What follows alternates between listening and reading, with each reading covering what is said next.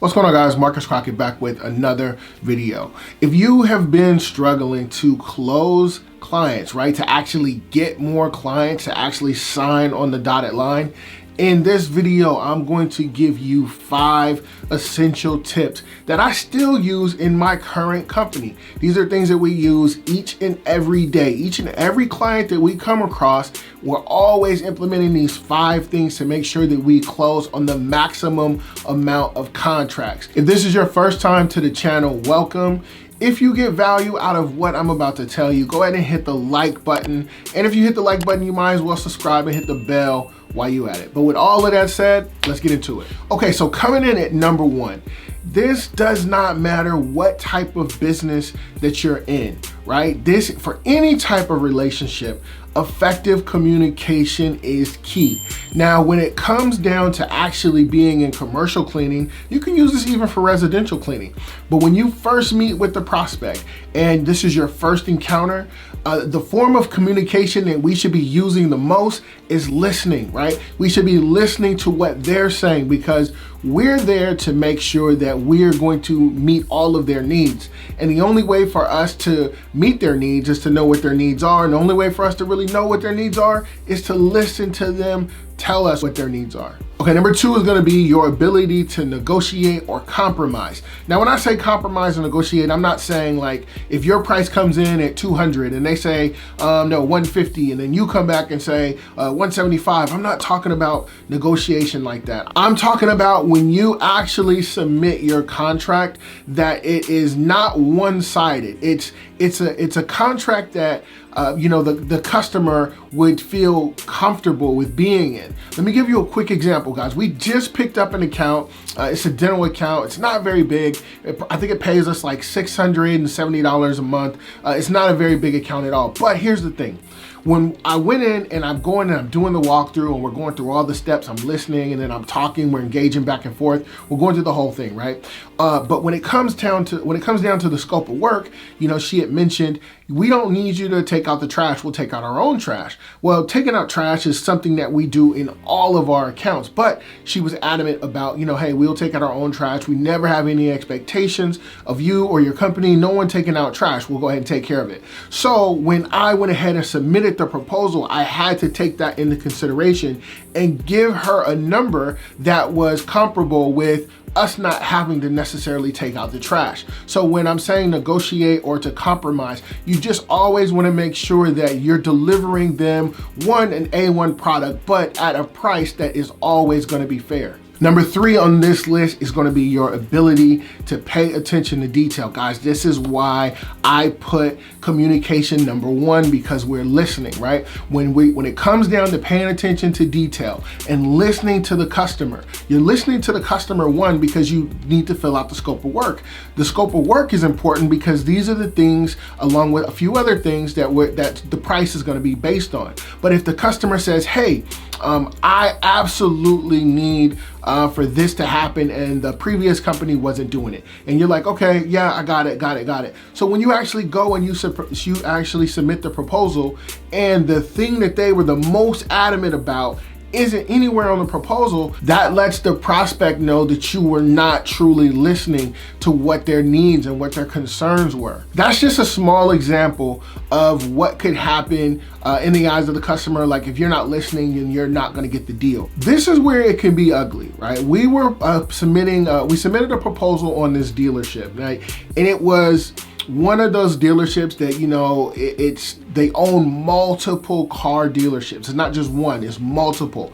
And it's on this one particular block. So they have their Nissan dealership here, their Honda dealership there, their this dealership, that dealership. But I remember specifically that their flagship dealership was the Lincoln dealership. This is the one that they had like all of this was the thing that brought the crowd in, right? This was their flagship. So the owner, he had went all out on making sure that this is a nice experience for all of his customers and potential customers that come in. The owner had this huge slab of granite and it was in the showroom and it was like a centerpiece. It was a conversation starter, and the owner was very, very specific.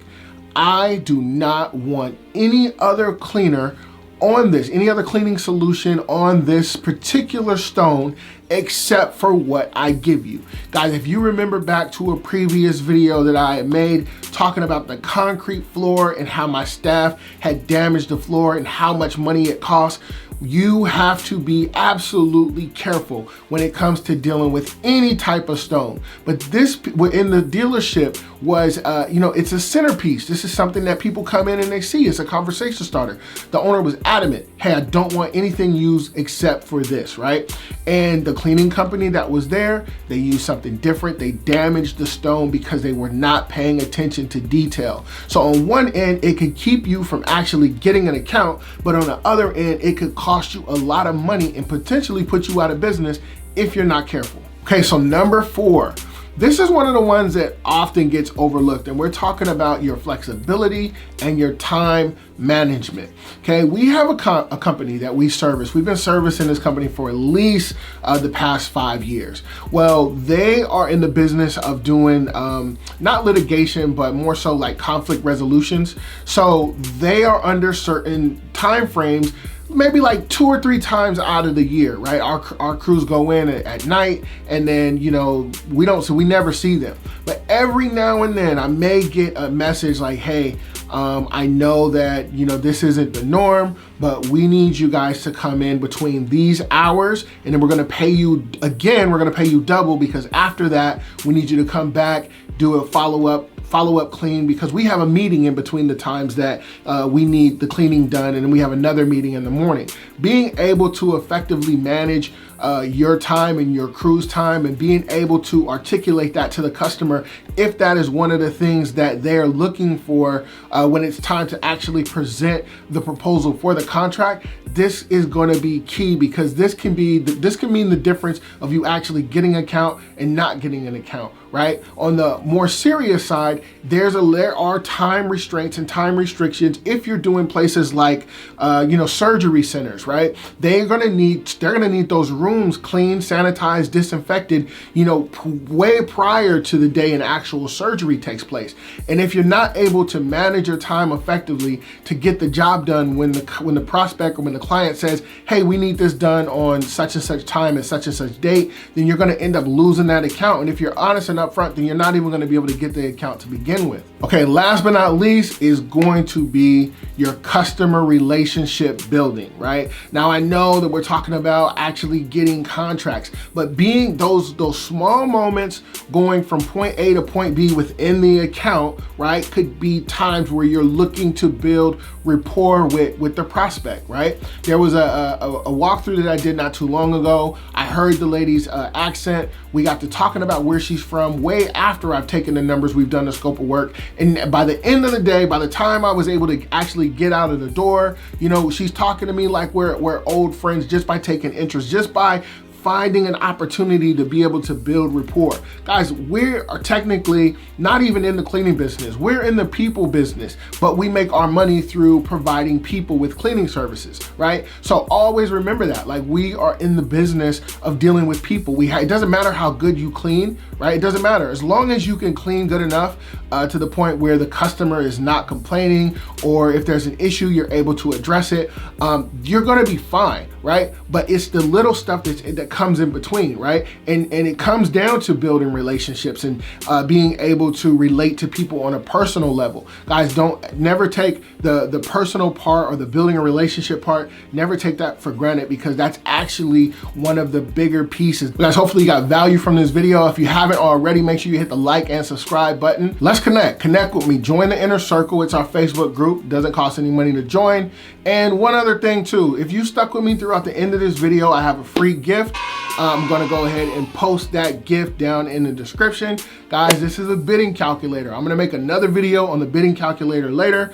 It's free right now. It's not always gonna be free, right? It's not always gonna be that way, but it's free now. Take advantage of it now. Go ahead and start using this tool to grow your business to where you know it can be. Guys, that is it for today's video. Like I say, in the game of business, spectators are only gonna watch, hustlers get into the game so they can win. Guys, I'm always dropping jewels. Just make sure you're in position to pick them up. You do that by liking, commenting, and subscribing. Once again, my name is Marcus Crockett. I'll catch you in the next one. Peace.